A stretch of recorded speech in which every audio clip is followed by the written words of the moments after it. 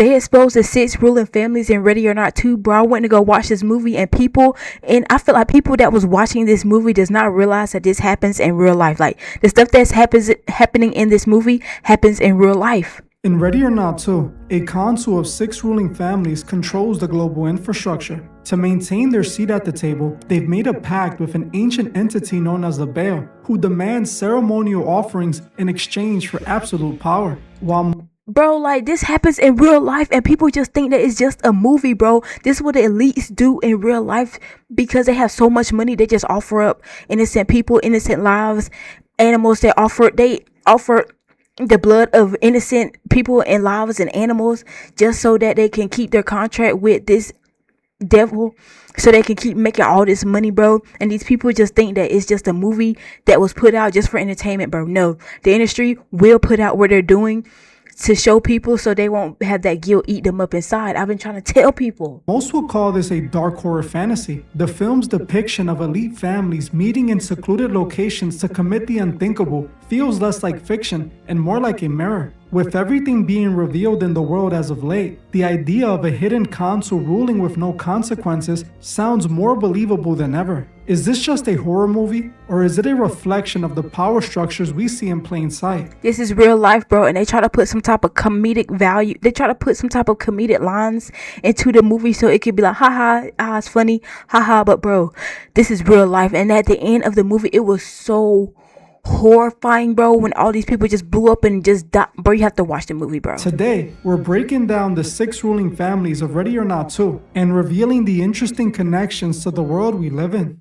Ready or Not 2 picks up right after Grace escaped the Ladamus estate, revealing that the wedding game was just a small part of a much larger system. It turns out the Ladamus family belonged to an elite organization called the Council of Six, a global board of directors that have governed the world's infrastructure since the 1700s. They rule the world, bro. These 6 families rule the world. Like, they can tell, like, people either to give the ceasefire. Like, bro, it was a scene in this movie where the father gave the news, like, he was like, he said, confirm ceasefire for the war. And then 2 seconds later on the news, it said ceasefire confirmed, war ended. Bro, this is how these people rule the world, bro. After barely surviving the first film, Grace wakes up in a hospital bed thinking her nightmare is finally over. But it was only getting started. She is taken directly from her hospital bed because the Council of Six has come for revenge. Remember, in the last film, Grace was chosen by the entity Yes, bro, and this never happened. Like, they said in that movie that this never happened. Like, an outsider joining the family and won the freaking game. That never happened. And now they got to up the ante and do the rest of the families try to get her. And if she win, that never happened. As a ceremonial offering. When she survived, the entity took the Ladamus family in her place. Now, the remaining council faces total extinction unless they finish what the Ladamus family failed to do. Grace is brought to a high-end resort where she must survive as the elite families pursue her one by one. If they fail to provide her to LaBelle, their entire global empire, banks, media, and food chains collapse overnight. In this film, the entity is revealed as an ancient sentient force that provides the gift of rule in exchange for a great sacrifice.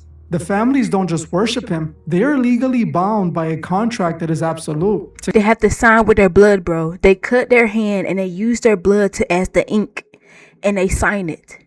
To claim the high seat, they must capture Grace before dawn. The film reaches a chilling climax at a hidden underground altar. To save her sister, Grace is forced into a ritual wedding with a high-ranking member. But in a final act of defiance, Grace uses the very familial blood pact they forced her into to take control. By casting the high seat into a pit of the dead, she triggers a total collapse of the surviving elites. The game is over, and the power structure is finally dismantled. Whoa.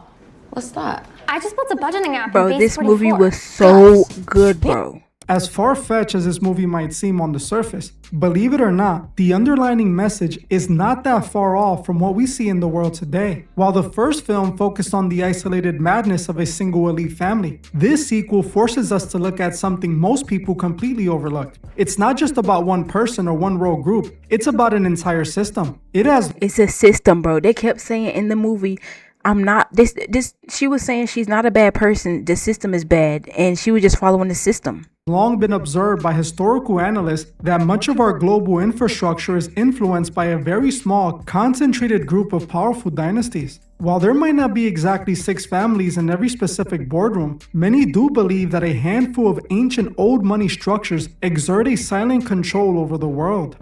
Isn't something like that called like the 30 something? Isn't like the 300 men or something like the 300 men, the top 300 men rule the, I don't know, like some type of council with 300 men. Ready or Not 2 provides a chilling cinematic representation of these ruling families and the specific contract they supposedly signed to secure their thrones. It suggests that this system is not only real, but that they have been required to perform unthinkable sacrificial acts to maintain that level of dominance. Scary, the film bro. also portrays these families as part of a closed-door ceremonial organization, a concept that mirrors exactly what many believe is the true price of admission for absolute power. In the movie, it is called the Council of Six, but for those who have been paying attention to the world lately, we all know exactly which power structures they are referring to. We have heard all the accounts of individuals who appear to trade their personal lives or even their own kin for high-level success, whether that be for status in the entertainment industry or to be accepted into the highest circles of influence. This film suggests that reaching the top requires a cost most of us could never imagine paying. The Council of Six in Ready or Not 2 is more than just a fictional villain group. It represents a brotherhood of influence that operates entirely beyond the reach of the law. While the film uses a ritualistic game as a narrative device, the core idea of an untouchable network is something that has been detailed in several high-profile documents released over the last year. These records suggest that... Yes, bro, and the longer this year goes, the more movies like this coming out, because another movie coming out, like They Will Kill You, that movie is coming out and it's basically about the same as this, bro. I'm going to watch that too. Beneath the surface of our public institutions, there are private agreements and shadow networks that have existed for generations. In the movie, this brotherhood is bound by an ancient contract, but in our world, the evidence points to a system of institutionalized secrecy where wealth and lineage create a protected class. By framing this as a horror thriller, the film is essentially I think my cat is in there snoring. Inviting the audience to look at the patterns found in these real-world records and question the true structure of power. One of the most interesting aspects of Ready or Not 2 isn't the Pact of the Devil trope, but the specific name of the entity that governs the entire system, Labeo. For the casual viewer, it is just a spooky name for a horror movie monster. But for those who study the history of power and the underlying mechanics of our world, this is an undeniable signal hiding in plain sight. When you rearrange the letters or look at the phonetic roots, you find a direct link to the ancient deity known as Baal. In historical and theological texts, Baal was often referred to as the Lord or Master of the Earth. He wasn't just the god of the sky. He was the god of fertility, wealth, and the harvest. That picture is to scary. The ancient Phoenicians and Canaanites, Baal was the one you went to if you wanted your kingdom to prosper. But this prosperity was never a gift. It was a transaction. Historical records and archaeological finds describe a very specific and dark requirement for maintaining this favor: the sacrifice of the most precious to ensure the continuation of power. This is exactly what the film is showing us with the Council of Six. In the movie, the families don't just worship Labeo, they are in a legally binding multi-generational contract with them. If they fail to provide Yes, bro, because they had kids out there fighting her, trying to get her the ceremonial offering, their entire global infrastructure, the banks, the media, and the energy grids collapse instantly. This mirrors the ancient tradition of the Pact, where a ruling class is granted absolute dominion over the physical world in exchange for a debt that must be paid. When you look at the high seat ring in the movie, it represents the seal of authority that has allegedly been passed down through these elite bloodlines for thousands of years. The film suggests that the world we see is just a great game managed by these 6 sectors of control, all serving the same ancient entity under different modern names. You have to ask yourself why the writers chose to reveal the entity's true form and name so clearly right now in 2026. This is what many call thematic programming. By placing these ancient names into a fictional horror movie, the truth of how these elite networks function is often minimized in the eyes of the public. If someone tries to speak about the real-world influence of these ancient traditions, they are often dismissed because people associate... Bro, and it's so smart how they do this, bro. This is how they keep people under control, and this is how they keep people like, oh, what are you talking about? That was in the movie. Like, this is how they keep people just like not believing this stuff because they put it in movies. Create those concepts with the plot of a horror movie. But the historical documents And they put movies with fiction, so they believe everything they see is fiction. So they put the stuff they do in real life in movies, so people could think it's all fiction. found throughout our own history tell a different story. They speak of a brotherhood of influence that operates with the same mass, the same rituals, and the same absolute secrecy seen in Ready or Not 2.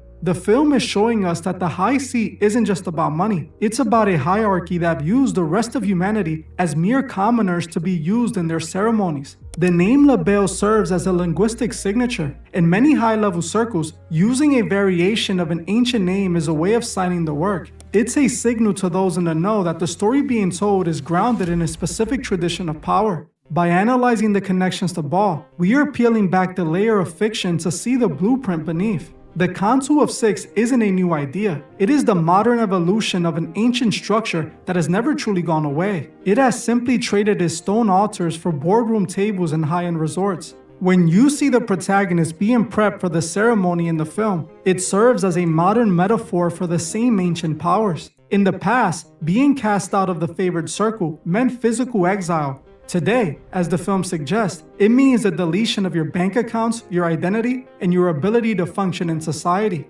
By framing this as an ancient contract with Labeo, this movie is telling us that the technology may have changed, but the masters and the requirements have stayed exactly the same. The Council of Six is simply the modern face of a very old agreement, and the film is inviting us to look.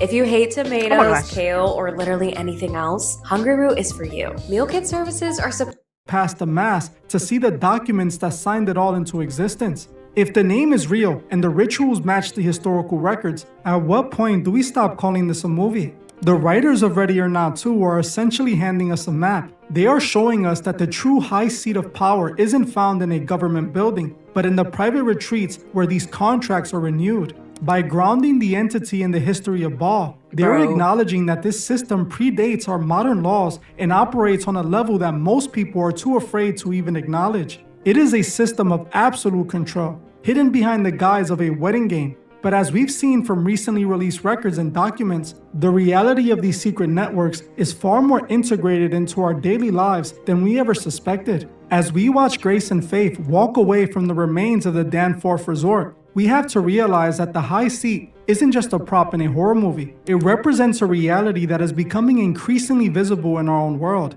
In Ready or Not 2, the victory wasn't about winning the game or capturing the ring. It was about the absolute refusal to participate in a system built on ancient hidden contracts. The film concludes with the destruction of those who spent their entire lives fighting for a seat at a table that was never meant for them to truly own. This is the ultimate lesson of the story. The power of the Council of Six only exists as long as the world believes their rules are absolute. What we've explored today, from the linguistic signature of Labeo to the modern application of social priming, shows us that the great game is moving into its most aggressive phase. But as the movie suggests, these structures are far more fragile than they appear. They rely on our silence and our willingness to accept their normalization of these themes. The documents and records we've discussed throughout my recent videos prove that these networks are not invincible. They are simply hidden behind a veil of entertainment. When you leave this video, I want you to look at the world through a different lens. The writers of Ready or Not 2 have given us the blueprint,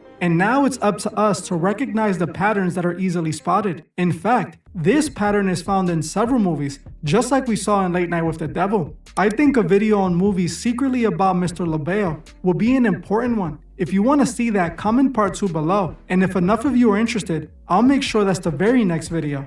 If you found value in this deep dive, Bro, this stuff they be showing, it be right in our faces, bro. It's always been in our faces. We just have to look and like pay attention to the details and pay attention and just research history and put everything all together and connect it.